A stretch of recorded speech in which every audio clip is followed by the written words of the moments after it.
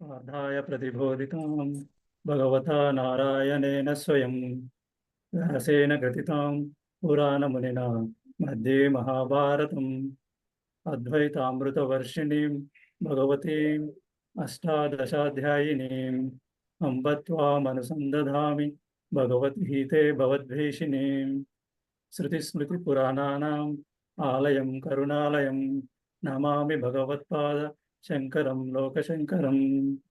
హరి ఓం.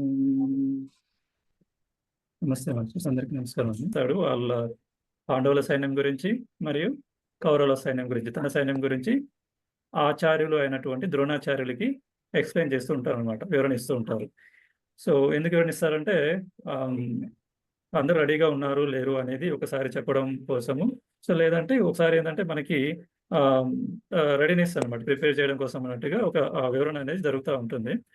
So అదే టైంలో మనకి ఈ సన్నివేశాన్ని మొత్తం చూసిన తర్వాత భీష్మ పితామహ ఏం చేస్తారంటే, ఆయన ఆ దుర్యోధనుడు వద్ద ఉన్నటువంటి అంటే కొంచెం అనుమానంగా ఉన్నటువంటి ఆ వాతావరణాన్ని గ్రహించిన భీష్మ పితామహ, అనుమానం అంటే దుర్యోధనుడిలో ఏమన్నా అనుమానం ఏమైనా ఉందేమో, అంటే యుద్ధానికి నేను రెడీగా లేనేమో, అంటే నా సైడ్ నుంచి ఏమన్నా రెడీనెస్ ఉందో లేదో అనే అనుమానాన్ని క్లియర్ చేయడానికి ఒక పెద్ద సింహనాదం చేస్తూ శంఖం పూరిస్తాడనమాట. సో ఎందుకు పూరిస్తాడంటే, సో దుర్యోధనికి ఒక అష్యూరెన్స్ ఇవ్వడం కోసం, అంటే సో నువ్వేమి ఏమంటారు అధైర్యపడక్కర్లేదు, సో మేము నీ అంటే ఉన్నాము, సో యుద్ధానికి రెడీగానే ఉన్నాము అనేటువంటి ఒక అష్యూరెన్స్ ఇవ్వడానికి శంఖాన్ని పూరిస్తాడనమాట. సో తద్వారా ఏంటంటే దుర్యోధనుడికి ఒక రకమైనటువంటి ఒక ఆనందం, ఒక రకమైనటువంటి బలము వస్తుందన్నమాట.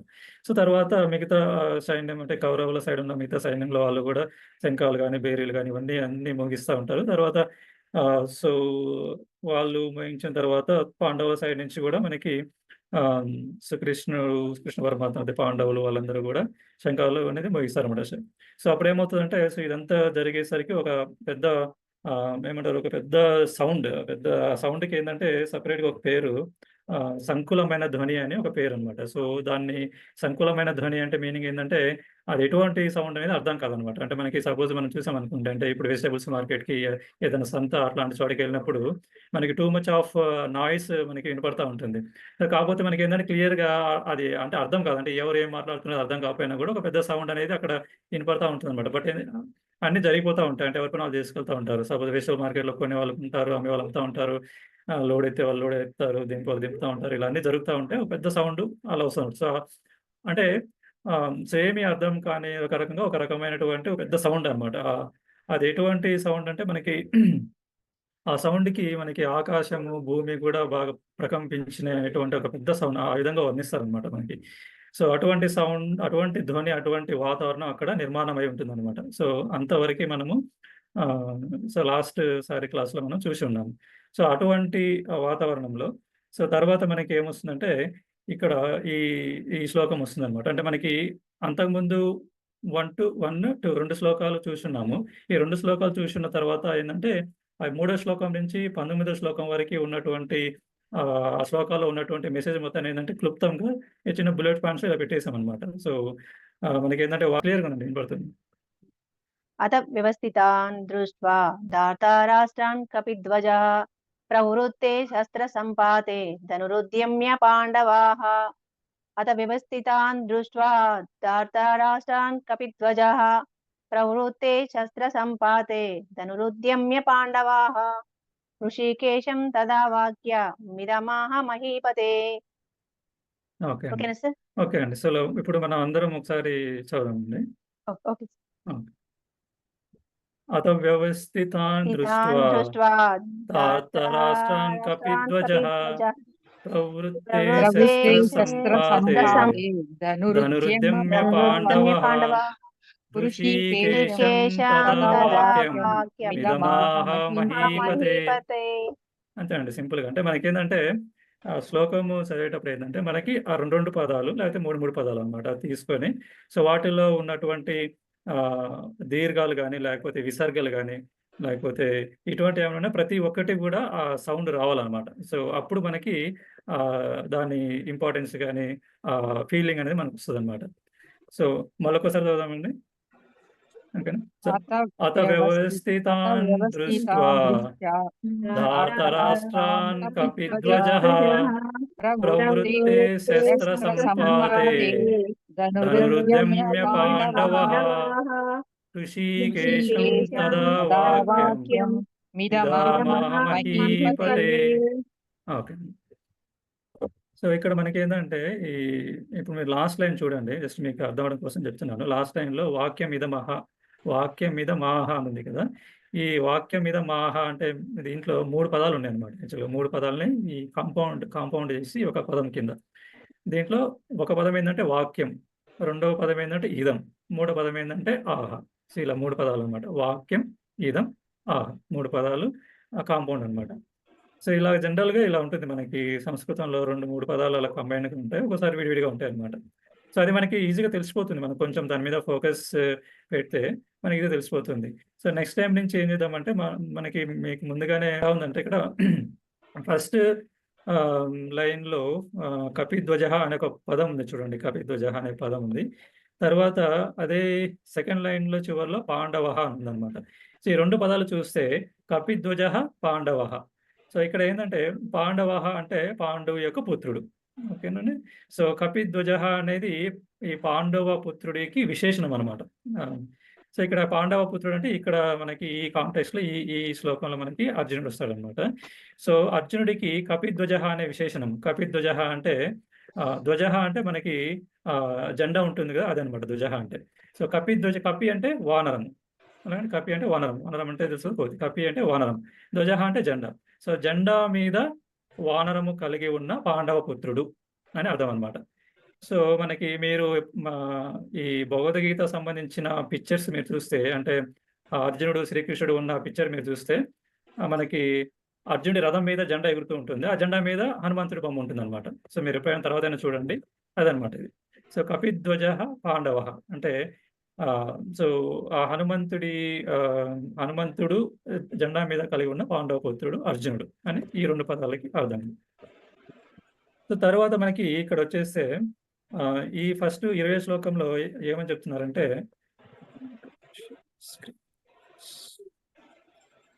ఓకే. సో మనకి ఇక్కడ ఈ శ్లోకంలో ఫస్ట్ ఈ శ్లోకంలో ఏం చెప్తున్నారంటే, సో అథ వ్యవస్థితాన్ దృష్ట్వా ధార్తరాష్ట్రాన్. సో ధార్తరాష్ట్రాన్ అంటే ధృతరాష్ట్రుని యొక్క పుత్రులు. సో తర్వాత వ్యవస్థితాన్ అంటే యుద్ధానికి రెడీగా సంసిద్ధులై ఉన్నటువంటి ధృతరాష్ట్రుని యొక్క పుత్రులు. సో ఆ పుత్రులను దృష్ట్వా అంటే చూసి, దృష్టి అంటే చూడడం కదా, దృష్ట్వా అంటే చూసి. అంటే మీనింగ్ ఏంటి? సో యుద్ధానికి రెడీ అయి ఉన్నటువంటి ధృతరాష్ట్రుని యొక్క పుత్రులను చూసి, ఎప్పుడు తర్వాత అంటే మీనింగ్ ఏంటి? అంటే తర్వాత, అప్పుడు అంటే ఎప్పుడంటే మనకి ఇప్పుడు అంతకుముందు వరకు ఎటువంటి పరిస్థితి ఉంది? అందరు శంఖాలు ఊది తర్వాత యుద్ధానికి రెడీ అన్నటువంటి ప్రిపరేషన్ అంతా అయింది కదా. సో అదంతా అయిన తరువాత సో యుద్ధానికి రెడీ అయినటువంటి ధృతరాష్ట్ర మహారాజు యొక్క పుత్రులను చూసి, ఎవరు చూశారు? అర్జునుడు. ఎటువంటి అర్జునుడు అంటే ఈ విశేషణం, కపిధ్వజ విశేషణం అన్నట్టు అర్జునుడు అంట.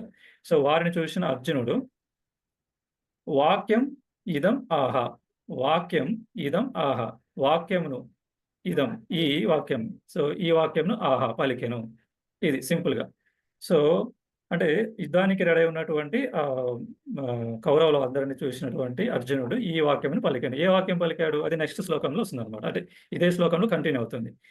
అయితే ఇక్కడ మహీపతే అంటే దాని మీనింగ్ రాజు అనమాట. సో మరి ఇక్కడ రాజు ఎవరు ఈ శ్లోకంలో అంటే మనకి, సో ఈ స్టోరీ అంతా ఎవరు చెప్తున్నారు? సంజయుడు ధృతరాష్ట్ర మహారాజుకి చెప్తున్నాడు అనమాట. ఇలా జరుగుతుంది కురుక్షేత్రంలో అని చెప్పి. సో ఇప్పుడు మహీపతి అంటే రాజు. ఇక్కడ రాజు అంటే ఎవరిని తీసుకోవాలి అర్థం అంటే ధృతరాష్ట్ర మహారాజుని తీసుకోవాలి. అంటే మహీపతే అంటే ఓ రాజా, సంజయుడు అంటున్నాడు, ఓ ధృతరాష్ట్ర మహారాజా, నీ పుత్రులు యుద్ధానికి రెడీగా ఉన్నటువంటి నీ పుత్రులను చూసినటువంటి అర్జునుడు ఈ వాక్యంను పలికెను. ఆ వాక్యం నెక్స్ట్ వస్తుంది. సో తదా అంటే అప్పుడు అనమాట. సో ఎప్పుడు? సో ఇటువంటి పరిస్థితి అంటే వీళ్ళందరిని చూసిన తరువాత ఈ వాక్యంను అర్జునుడు పలికెను. ఎవరితో పలికెను? హృషికేశం అంటే ఇది హృషికేశ అనేది మన శ్రీకృష్ణ పరమాత్ముడికి ఒక పేరు అనమాట. సో ఏ విధంగా దీన్ని అర్థం చేసుకోవచ్చు అంటే హృషికేశం అంటే హృషిక ఈశ. హృషిక అంటే మనకి సెన్స్ ఆర్గన్స్ ఉంటాయి కదా! ఇంద్రియాలు ఉంటాయి కదా! సో వాటికి హృషిక అని చెప్తారనమాట. హృషిక ఈశం. ఈశః అంటే ప్రభువు అన్నమాట. సో మన ఇంద్రియాలన్నిటికి ప్రభువు. సో అంటే ఆహ్, మన ఇంద్రియాలకన్నిటికి ప్రభువు ఎవరైతే ఉన్నారో వారిని మనం పరమాత్మ అని అనుకుంటాం కదండీ! అంటే దాన్ని ఎలా అర్థం చేసుకోవాలి? మన ఇంద్రియాలకి బిహైండ్ ఏదైతే ప్రాణశక్తి ఉందో, సో ఆ ప్రాణశక్తి మన ఈ శరీరం మొత్తాన్ని నడిపిస్తుందని మనం అనుకుంటున్నాము గదా! సో అదే ప్రాణశక్తి అన్ని ఇంద్రియాలకి మనకి మూలం ఉన్నటువంటి ప్రాణశక్తి అన్నమాట. సో కాబట్టి అంటే మీరు ఏ ప్రాణిని తీసుకోండి. మనిషి ప్రాణి గాని, లేకపోతే వేరే ప్రాణి తీసుకోండి. ఏ ప్రాణి తీసుకున్నా సరే అన్ని జగత్తులో ఉన్న అన్ని ప్రాణుల యొక్క సర్వ ఇంద్రియాలకి ప్రభువు ఎవరు అంటే పరమాత్మ అన్నమాట. సో కాబట్టి ఇక్కడ మన ఈ భగవద్గీత కాంటెక్స్‌లో ఆ పరమాత్మ ఎవరి రూపంలో ఉన్నారు? శ్రీకృష్ణుడి రూపంలో ఉన్నారన్నమాట. కాబట్టి హృషికేశం అంటే శ్రీకృష్ణుడు అని తీసుకోవాలన్నమాట. ఇక్కడ అర్థం అలా తీసుకుంటాం. సో ఇప్పుడు చూడండి. సో వాక్యం ఇదం ఆహా! ఈ వాక్యమును పలికాను. ఎవరు పలికారు? అర్జునుడు పలికాడు. ఎవరితో పలికాడు? శ్రీకృష్ణుడితో పలికాడన్నమాట. సో తర్వాత ఇక్కడ ఇది వదిలేసాను చూడండి. ప్రవృత్తే శస్త్ర సంపాతే ధనరుద్యమ్య. సో ప్రవృత్తి శస్త్ర సంపాతే అంటే ప్రవృత్తి అంటే ఆహ్, ఏమంటారు దాన్ని రెడీగా రెడీ చేసుకోవడం అనమాట. అంటే ఇంకా మనకి ఆహ్, తర్వాత చేయబోయేటువంటి ఆ యాక్టివిటీకి రెడీ చేసుకోవడం. అంటే నెక్స్ట్ పదం చూడండి శస్త్ర సంపాతే.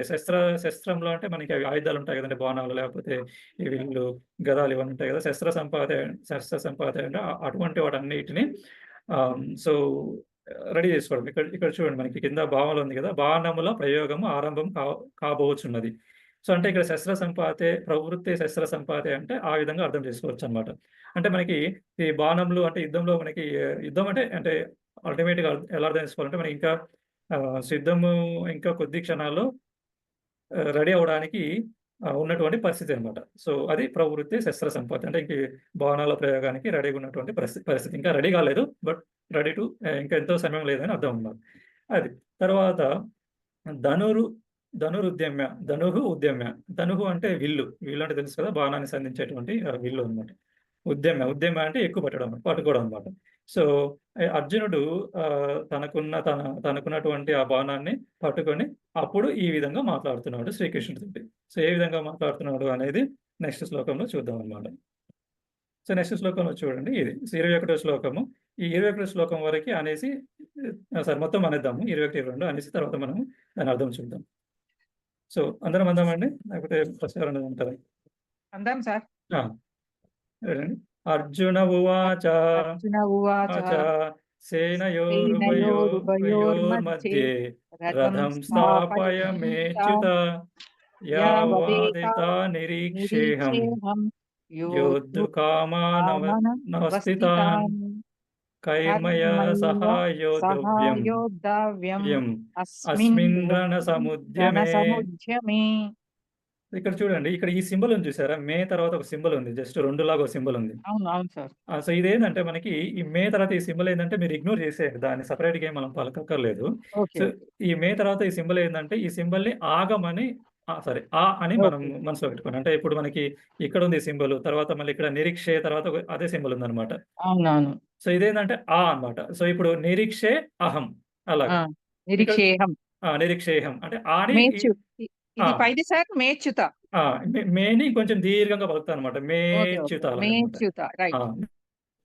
ఓకే అండి. మళ్ళొకసారి ఉచ్చరిద్దాము. సేనయోర్ ఇక్కడనే ఓకే అండి.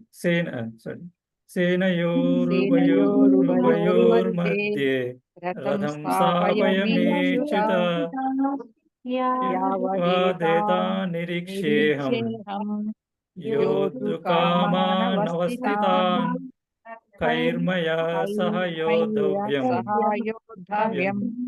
అస్మిన్ రణసముద్యమే. ఓకే. సో అర్జున ఉవాచ అంటే అర్జునుడు పలికెను. సో ఏమని పలికాడు? సేనయో అంటే సేనలు. అంటే ఎన్ని సేనలున్నాయి?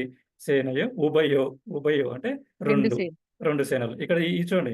ఈ సేనయోరుభయోర్ మధ్యే అంటే 3 పదాలున్నాయన్నమాట. సేనయోః ఉభయోః మధ్యే అలాగే. అంటే ఆ 2 సేనల మధ్య 2 సేనల మధ్య ఏమంటున్నాడు? రథం స్థాపయ. సో, రథాన్ని నిలబెట్టు. ఎవరి రథం? మే రథం. మే అంటే నా రథం అనమాట. సో, మే రథం స్థాపయ. నా రథాన్ని నిలబెట్టు. ఎక్కడ? 2 సేనల మధ్య నిలబెట్టు. అచ్యుత. అచ్యుత అంటే మనకి శ్రీకృష్ణుడికి అది ఇంకొక సంబోధన అనమాట.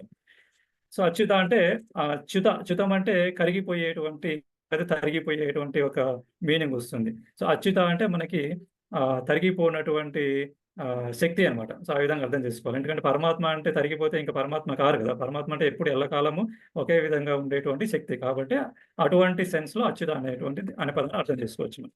కాబట్టి మేచ్యుత, మే అచ్యుత. మే అంటే నా యొక్క అని అర్థం వస్తది. మై అని అంటాం కదా ఇంగ్లీష్‌లో. ఆ అర్థం అనమాట. మే రథం. నా యొక్క రథాన్ని స్థాపయ. సో, ఈ ఎందుకు సరే. సో, ఈ సెంటెన్స్‌లో ఇంతవరకు ఈ సెంటెన్స్‌లో మీరు కొంచెం క్లోజ్‌గా అబ్జర్వ్ చేయండి. అంటే శ్లోకాన్ని చూసినట్టు కాకుండా కొంచెం క్లోజ్‌గా అబ్జర్వ్ చేయండి. అబ్జర్వ్ చేస్తే అంటే ఫోకస్‌గా చూస్తే ఇక్కడ ఎలా ఉంది అంటే ఆ సెంటెన్స్ మీనింగ్ అంటే అర్జునుడి యొక్క భావం ఎలా ఉంది? అంతకుముందు శ్లోకంలో ఎలా ఉంది? విల్లుని చేతిలో పట్టుకొని మన శ్రీకృష్ణుడితోటి ఈ పదం అంటున్నాడనమాట. అంటే మనం సపోజ్ మనం కార్‌లో వెళ్తున్నామనుకోండి. కార్‌లో వెళ్తున్నప్పుడు మనం డ్రైవర్‌ని ఏమంటాం?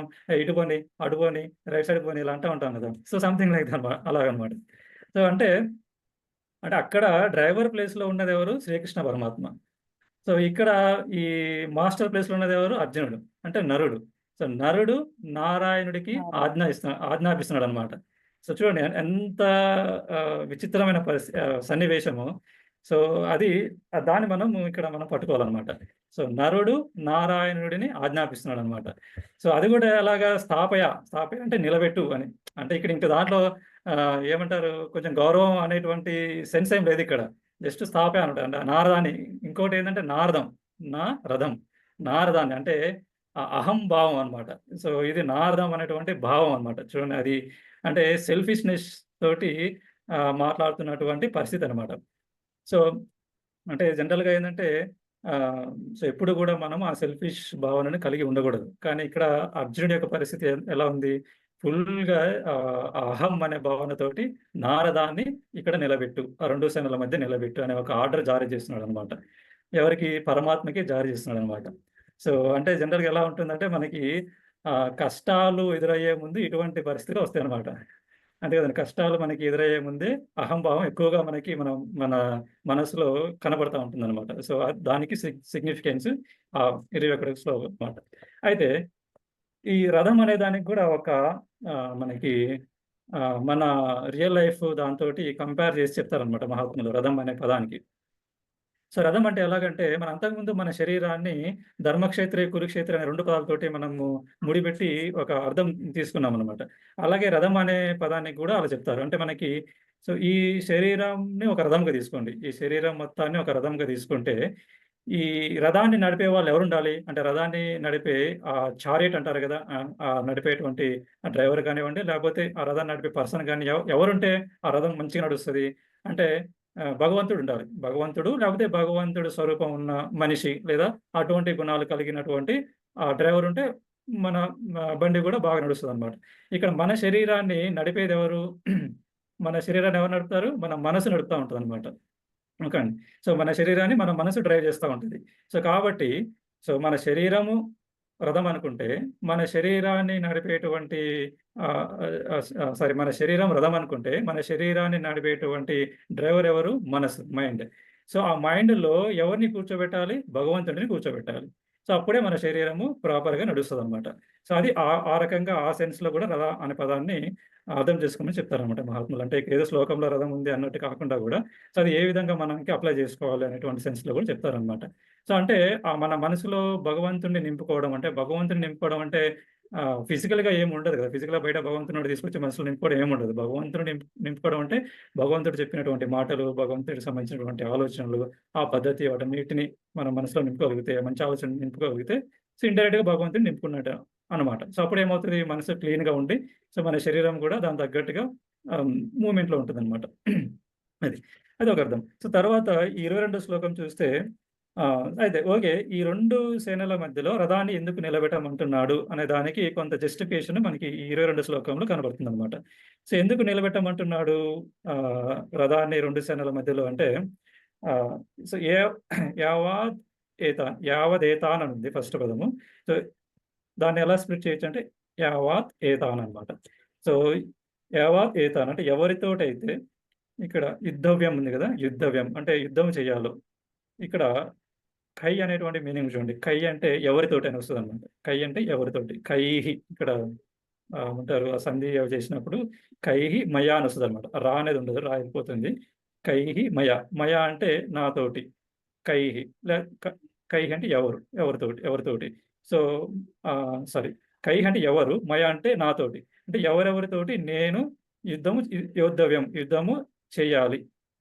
ఆ విధంగా వస్తున్నాడు అర్థం ఇక్కడ. సో ఎవరితోటి నేను యుద్ధము చేయాలి. సో వారిని వారిని నిరీక్షే అంటే చూస్తాను. అహం నేను. ఓకే.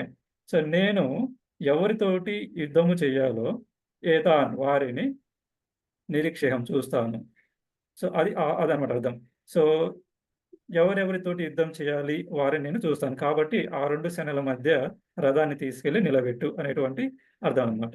సో ఎవరు వాళ్ళు అంటే, ఎవరితోటి యుద్ధం చేయాలి అనేది ఎటువంటి వారు? అర్జునుడు ఏ విధంగా భావిస్తున్నాడు వాళ్ళని అంటే, ఇక్కడ చూడండి. యోద్ధు కామాన్ అవస్థితాన్. అంటే యోద్ధు కామాన్ అవస్థితాన్. అంటే యుద్ధము మీద యుద్ధం చేయడానికి ఇక్కడ నిలబడి ఎవరైతే ఉన్నారో వారిని నేను చూస్తాను. కాబట్టి అస్మిన్ రణసముద్యమే. అస్మిన్ అంటే రణసముద్యమే. ఈ ఈ ఈ యుద్ధం అనేటువంటి ఈ రణసముద్యం అనేటువంటి మహాయుద్ధం అనమాట. ఈ పెద్ద యుద్ధం. ఎందుకంటే అక్కడ కురుక్షేత్రం అంటే ఒక పెద్ద ఉద్యమం గదండీ అది. మామూలు చిన్న చిన్న యుద్ధం గాదు. ఒక పెద్ద ఉద్యమం లాంటిదనమాట. మనకి ఉద్యమాలు జరుగుతా ఉంటాయి కదా! పెద్ద పెద్ద యుద్ధాలు ఉద్యమాలు. సో అటువంటి ఒక పెద్ద ఉద్యమే ఈ ఉద్యమం అనమాట. సో ఈ యుద్ధంలో ఎవరైతే యుద్ధం చేయడానికి ఎవరైతే వచ్చి ఉన్నారో వాళ్ళని నేను చూస్తాను. కాబట్టి వారి మధ్యలో రథాన్ని స్థాపేయమని ఒక ఆర్డర్ అనేది చేస్తున్నాడనమాట. ఈ భావం చూద్దాం ఒకసారి. ఓ అచ్యుత అంటే ఓ శ్రీకృష్ణ నా రథం.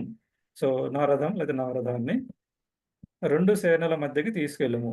ఈ మహాపోరాటంలో రణరంగంలో నిలిచి ఉన్న ఎవరెవరితో యుద్ధం చేయవలసి ఉన్నదో నేను చూడాలి అని అంటాడన్నమాట. సో అంటే ఇక్కడ ఏమని తీసుకోవచ్చంటే మనము అంటే ఈ సెన్స్‌లో ఒక శత్రుత్వ భావన అనేది బాగా అంటే ఎక్కువ బిల్డప్ అయి ఉంది. అర్జునుడి యొక్క మనసులో ఒక ఎనిమీ అనేటువంటి భావన అనమాట. అంటే ఎదురుగా ఎవరైతే ఉన్నారో వాళ్ళందరూ కౌరవులు ఎవరైతే ఉన్నారో వాళ్ళందరూ ఎనిమీసే. కాబట్టి వాళ్ళందరినీ నేను ఏ విధంగా అయినా సరే యుద్ధం చేయాలి వాళ్ళతోటి. నాతోటి యుద్ధం చేయడానికి వచ్చారు. వాళ్ళతోటి కంపల్సరీ యుద్ధం చేసి వాళ్ళని యుద్ధంలో ఓడించాలి. లేకపోతే వాళ్ళందరినీ చంపేయాలనేటువంటి ఒక కంప్లీట్ ఎనిమీ భావన అనేది తన మనసులో బాగా నిండి ఉందన్నమాట. ఫుల్‌గా కంప్లీట్‌గా అదే బాగా నిండి ఉందన్నమాట. సో, అంటే ఇక్కడ మనం ఏ విధంగా అర్థం చేసుకోవాలంటే ఈ 2 శ్లోకాల నుంచి మేజర్‌గా మనం అర్థం చేసుకోవాల్సింది ఏంటంటే మనకి ఒకటి అహం అనేటువంటి భావన పూర్తిగా నిండి ఉండడం మనసులో. సో, రెండవది అవతల వారి మీద శత్రుత్వ భావన కలిగి ఉండడం అన్నమాట. సో, అది ఈ 2 శ్లోకంలో మనం మేజర్‌గా మనం తీసుకోవాల్సినటువంటి మెసేజ్ అన్నమాట. అంటే మెసేజ్ ఏందంటే, ఆ శత్రుత్వ భావన కలిగి ఉంటే ఏమవుతదంటే మనకి మనమే చెడు చేస్తున్నట్టు అవుతదన్నమాట. సో, ఇప్పుడు అలా ఎనిమీ ఇటువంటి ఆలోచనలు ఎక్కువున్నాయనుకోండి, ముందు ఏమవుతది, ముందు మనమే ఇబ్బందులు పడతాం. సో, అవతల మనిషి ఇబ్బంది పడిన తర్వాత సంగతి. ముందు ఎందుకంటే మన మనసే స్పాయిల్ అయిపోతా ఉంటది కదా! సో, కాబట్టి ఇది సరైన భావన కాదు అని చెప్తారు మహాత్ములు. So, okay. Still you want to do fighting యుద్ధం చేయాలనుకుంటే నువ్వు చెయ్యి. దానికోసం శత్రుత్వ భావన కలిగి ఉండాల్సిన అవసరం లేదు. సో, యుద్ధము ఏదో ఈ విధంగా దాపురించింది. కాబట్టి మన డ్యూటీ మనం చేయాలి అనేటువంటి ఆ స్పిరిట్ యొక్క భావనతోటి యుద్ధం చేయాలి తప్పిస్తే కానీ ఒక ఎనిమీ శత్రుత్వ భావనతోటి అంటే యుద్ధం అంటే ఇక్కడ సిట్యుయేషన్ యుద్ధము.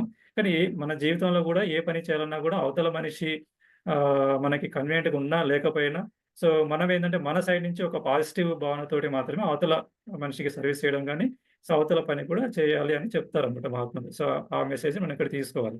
ఇంకొకటి ఎగ్జాంపుల్ గూడా ఏమని చెప్తారంటే మనకి సో, ఈ మనకి కోర్టులుంటాయి కదండీ! కోర్టుల్లో జనరల్‌గా కొంతమందికి ఉరిశిక్ష విధిస్తా ఉంటారు కదా! సో, కోర్టులో ఉరిశిక్ష విధించినప్పుడు వాళ్ళకి ఆ ఉరిశిక్ష పడే రోజు ఉరి తీసే మనిషి వస్తాడనమాట. హ్యాంగ్ మ్యాన్ ఉరి తీసే మనిషి ఎవరైతే వస్తాడు కదా! అతను వస్తాడు. అతనొచ్చి ఏం చేస్తాడు? అతనొచ్చి ఆ బటనో లేకపోతే అదేదో లీవర్ ఏదో ఉంటుంది కదా! దాన్ని పుష్ చేస్తాడు. ఆ హ్యాంగ్ సరిపోతదనమాట. సో, అంటే అతనికి ఎటువంటి ఇది ఉండదు. అంటే అతని డ్యూటీ అది. అతని డ్యూటీ ఏంటి?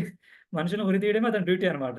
సో, అంతే అంటే తనకి ఉరి తీయబోయే మనిషి ఎవరనేది తనతో సంబంధం లేదు. అంటే అతను మన మనిషా? లేకపోతే పరాయి మనిషా? ఇంకో మనిషి అనేది సో, హి డజంట్ కేర్ అనమాట. డజంట్ కేర్ అంటే అతనికి యాక్చువల్‌గా ఉరి తీసే ముందు మనకి ఆ నల్లగుడ్డ కప్తారు కదా! మొహానికి కనపడకుండా. సో, అంటే రెండోదేంటంటే అతనికి అసలు సంబంధం లేదనమాట. అతను ఎక్కడో ఉండేసి ఆ లీవర్ ప్రెస్ చేస్తాడు. మనకి హ్యాంగ్ జరిగిపోతది. ఆ కాళ్ళ కింద ఉన్న చెక్క ఏదో దూరం జరిగిపోతది. ఇట్లా హ్యాంగింగ్ జరిగిపోతదనమాట జనరల్‌గా. సో, కాబట్టి అతని డ్యూటీ అతను చేస్తాడనమాట. సో, భగవంతుడు అతనికి ఆ జాబ్ ఇచ్చాడు. ఇంక తప్పదు కదా! చేయాలి. కాబట్టి చేస్తాడనమాట. సో, అలాగనమాట. సో, ఆ విధంగా ఏందంటే కాకపోతే మనుషులో ఏందంటే సో, భగవంతుడు నాకు ఈరోజు ఈ డ్యూటీ ఇచ్చాడు అంటే కాబట్టి ఈ డ్యూటీ నేను చేయాలి. అంటే ప్రేమతోటనమాట. ఒక పాజిటివ్ స్పిరిట్ తోటి చేయాలనమాట. సో, ఆ విధంగా మహాత్ములు దాన్ని ఈ శ్లోకాన్ని ఆ విధంగా చూడమని చెప్తారు. సో, అది మనకి ఈ 2 శ్లోకాల నుంచి మనం తీసుకోవాల్సిన మెసేజ్ అదనమాట. ఓం శాంతి శాంతి శాంతి. హరి ఓం. నమస్తే. ఇంకెవరైనా మీ